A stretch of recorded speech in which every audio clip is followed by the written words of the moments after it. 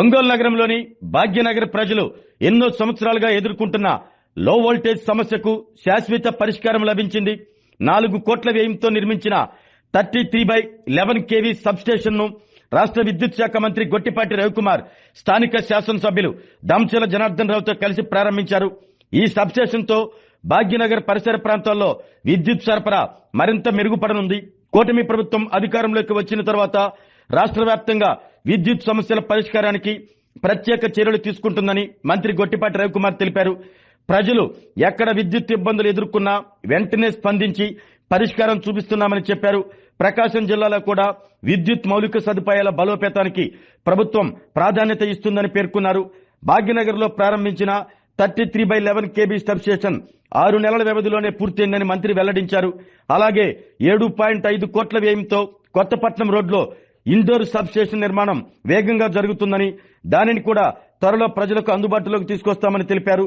భవిష్యత్ విద్యుత్ అవసరాలను దృష్టిలో పెట్టుకుని రాష్ట్ర ప్రభుత్వం సోలార్ విద్యుత్ వినియోగాన్ని ప్రోత్సహిస్తుందని మంత్రి పేర్కొన్నారు.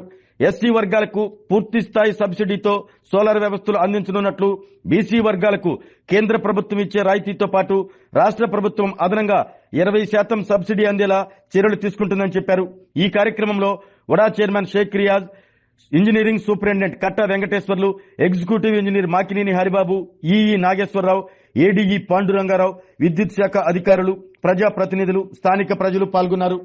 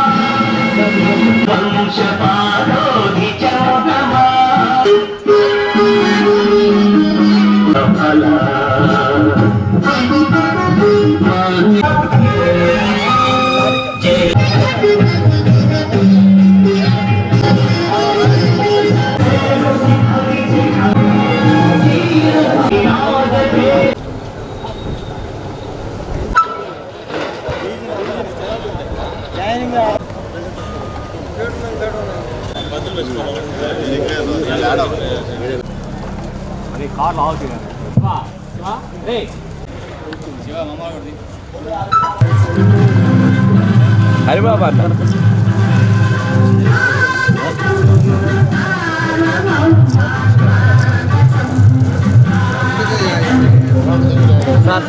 సరే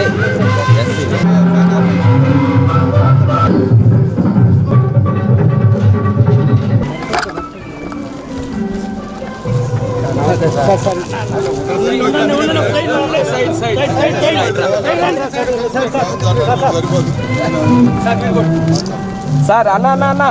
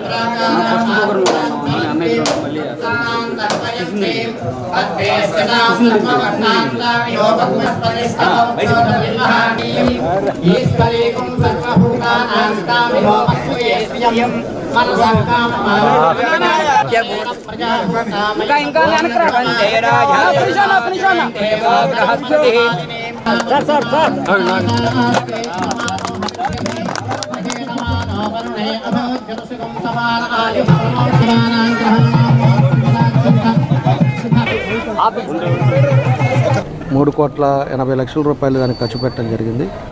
ఎందుకంటే కొంత అప్ అండ్ డౌన్స్ ఈ ఏరియాలో ఉందని చెప్పేసి ఆ రోజుండే ఇక్కడ ప్లేస్ని కూడా ఐడెంటిఫై చేసుకొని ప్లేస్ కూడా వేరే వాళ్ళకి అలాట్ అయ్యి ఉంటే దాన్ని కూడా క్యాన్సిల్ చేసి దీని సబ్స్టేషన్ ఇక్కడ పెట్టడం జరిగిందని చెప్పి కూడా తెలియజేస్తూ ఉన్నాం. దాంతోపాటు SC ST నివాసాలకి 2,735 నివాసాలకు గాను దగ్గర 31 కోట్ల రూపాయలు దానికి ఖర్చు పెట్టడం జరిగింది. అదేవిధంగా హై టవర్లు ఉండేవి కూడా 230 హై టవర్లు కూడా పెట్టారు. దానికి ఆల్మోస్ట్ 120-110 టవర్లు కూడా ఆల్రెడీ ఫిక్స్ చేసిన జరిగింది.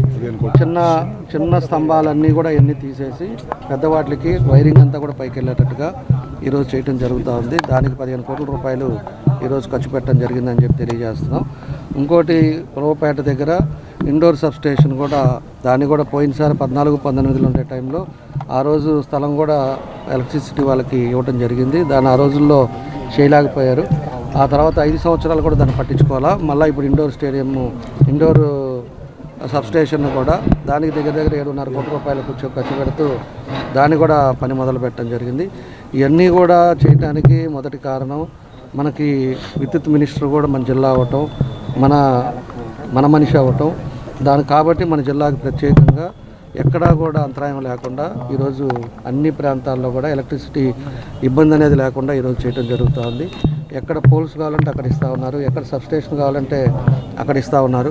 ట్రాన్స్ఫార్మర్లు ఎక్కడైనా కూడా కాలిపోయి ఇబ్బందులు ఉంటే ట్రాన్స్ఫార్మర్లు ఇస్తున్నారు ఈరోజు. కాబట్టి ఎలక్ట్రిసిటీలో అన్నీ కూడా ఇబ్బంది లేని కార్యక్రమాలు కూడా జరుగుతున్నాయని చెప్పి తెలియజేస్తున్నాం. అదేవిధంగా 14-19లో కూడా మన కొత్తపట్నం దగ్గర 132 పెద్దది 21 కోటితోటి అక్కడ కూడా ఒక సబ్స్టేషన్ పెట్టడం జరిగింది. దాన్ని అప్పటి నుంచి ఇంతవరకు జరగలేదు. అది కూడా ఇప్పుడు మనం వచ్చిన తర్వాత మన ప్రభుత్వం వచ్చిన తర్వాతే దాన్ని కూడా మొదలుపెట్టాం. దాన్ని కూడా పూర్తిగా వస్తూ ఉంది. అది నెక్స్ట్ మంత్ దాన్ని కూడా ఓపెన్ చేస్తే ఆ కొత్తపట్నం మండలం కానీ అదేవిధంగా కొన్ని ప్లేసెస్ అన్నీ కూడా ఈరోజు బాగుండేటట్టు వ్యవసాయానికి ఇబ్బంది లేకుండా ఉండేటట్టుగా ఇవన్నీ కూడా కార్యక్రమాలు జరుగుతున్నాయని చెప్పి తెలియజేస్తూ ఉన్నాం.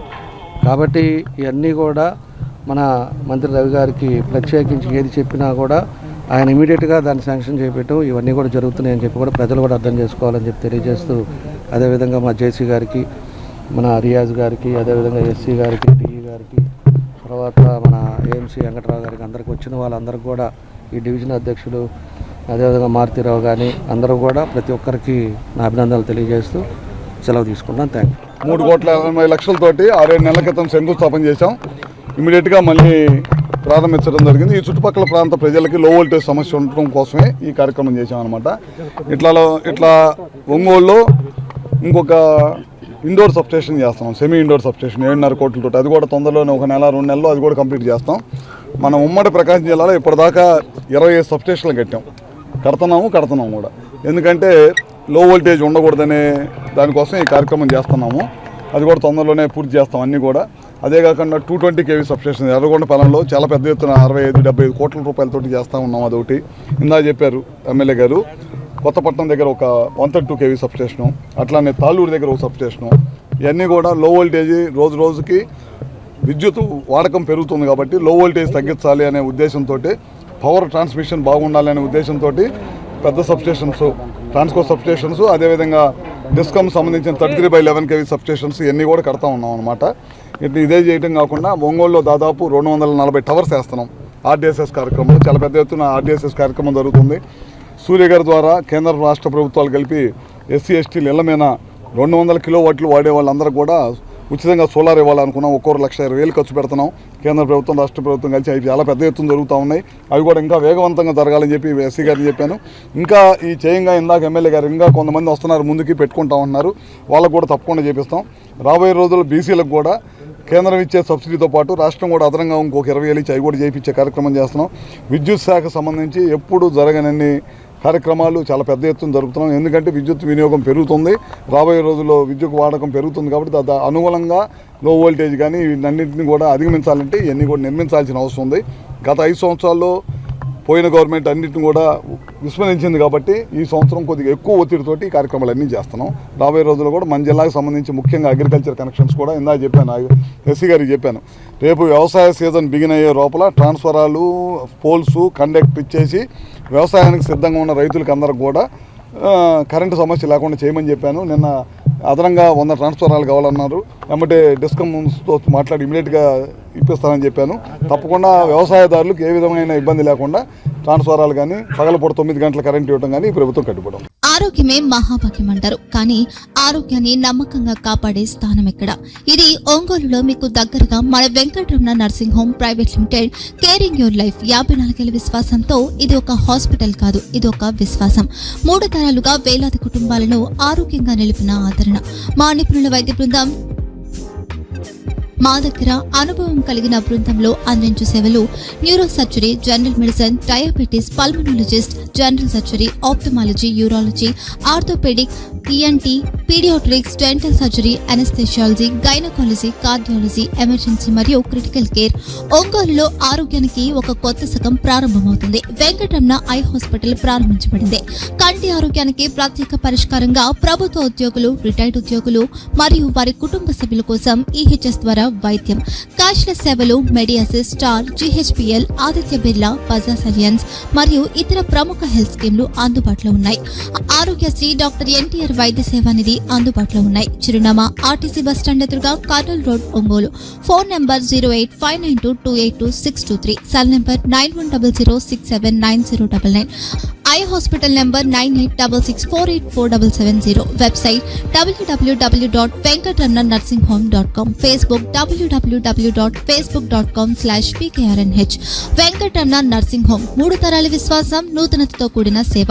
మేము కేవలం చికిత్స చేయము, మేము శ్రద్ధ వహిస్తాం, పరిరక్షిస్తాం. సేవ చేయడం మాకు ధ్యేయం.